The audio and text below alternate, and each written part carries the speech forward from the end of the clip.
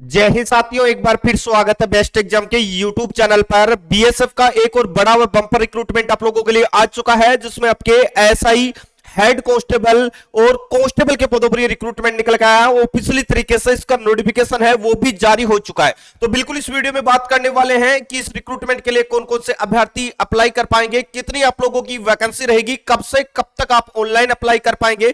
साथ ही बात करने वाले हैं कि इस रिक्रूटमेंट के लिए आप लोगों का एलिजिबिलिटी जो क्राइटेरिया है वो क्या रहने वाला है, किस प्रकार आप लोगों का सिलेक्शन प्रोसेस रहने वाला है, कौन कौन से अभ्यर्थी इस रिक्रूटमेंट के लिए ऑनलाइन अप्लाई कर पाएंगे। तो इन सारी चीजों के बारे में डिटेल से बात करने वाले हैं। बीएसएफ के रिक्रूटमेंटों का दौर फिर से शुरू हो चुका है, तो जितने भी नौजवान साथी हैं जो बीएसएफ में भर्ती होना चाहते हैं, बिल्कुल आप कमर कस लीजिएगा। रिक्रूटमेंटों का दौर फिर से एक बार शुरू हो चुका है। साथ ही जो भी बच्चे हैं चैनल पे पहली बार जुड़े हैं और आगे आने वाली बीएसएफ भर्तियों से जुड़ी हर एक अपडेट सबसे पहले पाना चाहते हैं, चैनल को आप जरूर सब्सक्राइब कर ले, ताकि इन फ्यूचर आने वाली हर एक अपडेट आप लोगों तक सबसे पहले पहुंचते रहे। दोस्तों, सबसे पहले मैं आपको इसके नोटिफिकेशन पे लेके चलता हूं। यहां पर आप देख सकते हैं ये नोटिफिकेशन है, ऑफिशियली तरीके से जारी हो चुका है और इस हफ्ता का जो आपका एम्प्लॉयमेंट न्यूज़पेपर है उसमें भी पब्लिश कर लिया गया है। यहां पर आप देख सकते हैं government of India, ministry of home affairs, directorate general border security forces.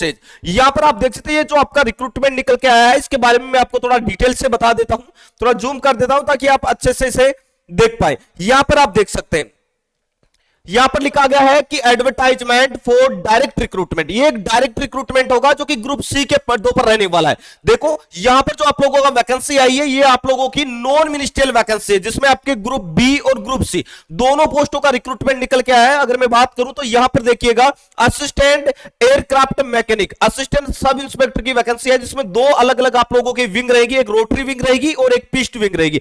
इन दोनों में वैकेंसी निकल के आई। तीसरी यहां पर आप देखिए इसमें टोटल जो वैकेंसी है वो 8 वैकेंसी है।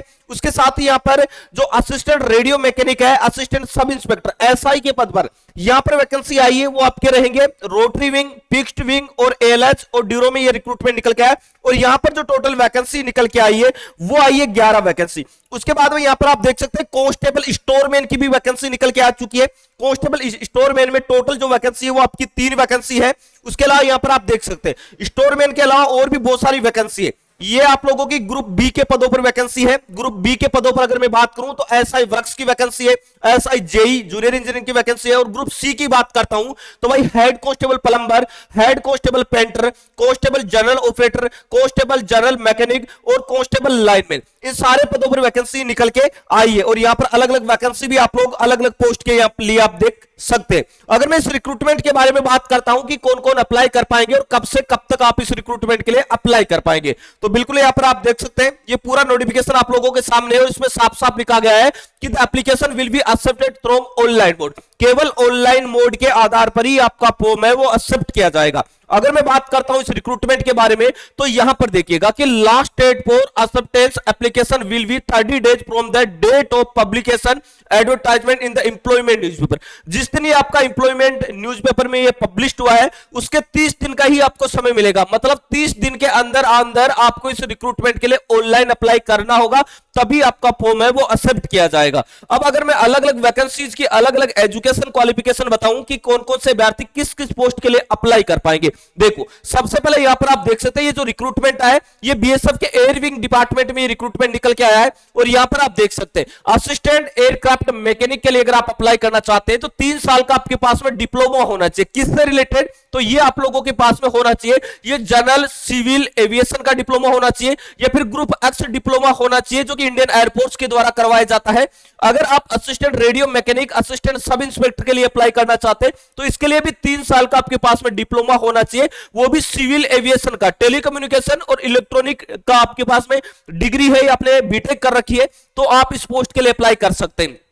अगर मैं कांस्टेबल स्टोरमैन की बात करता हूं तो यहां पर भाई केवल और केवल 10th पास रखी गई है और 10th पास में साइंस आपकी स्ट्रीम होनी चाहिए। साथ ही इन्होंने कहा कि must have 2 year working experience in store warehousing and government और पब्लिक सेक्टर अंडरटेकिंग और ऑटोमेट ऑर्गेनाइजेशन और एनी कंपनी और प्राइवेट फर्म इन इंस्टीट्यूट। किसी भी प्राइवेट फर्म में आपने काम किया कितने साल तक, यहां पर देखिएगा 2 साल तक अगर आपने कहीं पर भी काम किया स्टोर कीपर का, तो उसके एक्सपीरियंस सर्टिफिकेट के आधार पर आप 10वीं पास है तो भाई कांस्टेबल स्टोर मैन के लिए अप्लाई कर सकते हैं। लेकिन इसके पास में आपके पास में एक्सपीरियंस सर्टिफिकेट होना चाहिए कितने साल का, तो भाई होना चाहिए 2 साल का, और 10वीं पास अगर आप है तो आप कांस्टेबल स्टोर मैन के लिए अप्लाई कर सकते हैं। उसके बाद में नेक्स्ट वैकेंसी आप लोगों की निकल के आती है, वो निकल के आती है यहां पर देखिएगा सब इंस्पेक्टर वर्क्स की निकल के आती है, और यहां पर भी आपके पास में 3 साल का डिप्लोमा होना चाहिए सिविल इंजीनियरिंग का, ठीक है। इसके अलावा और भी बहुत सारी यहां पर अलग अलग पोस्टें निकल के आई है। अगर आप junior engineer sub inspector electrical के लिए अप्लाई करना चाहते हैं,